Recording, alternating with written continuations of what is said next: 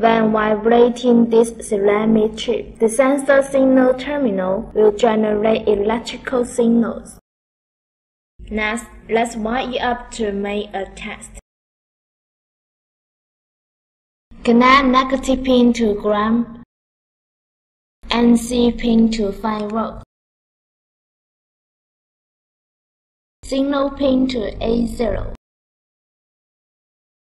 Connect the board to computer with a USB cable. Then take a look at the sample code in the file. You can see no libraries needed. Next, open Arduino IDE.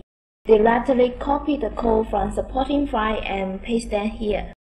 Right-click Computer to select Properties. Click to open Device Manager. For port, you can see the Arduino Uno R3 content. So on Arduino IDE, you should click Tools. For board, select Arduino Uno. For port, select Content. After that, click Verify to compile the code. If compiling successfully, click Upload to upload the codes to the board.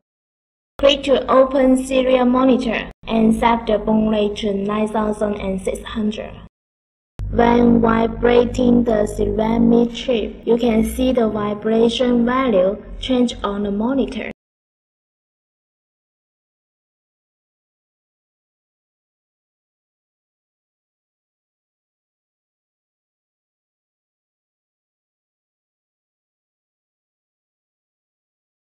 Thanks for watching.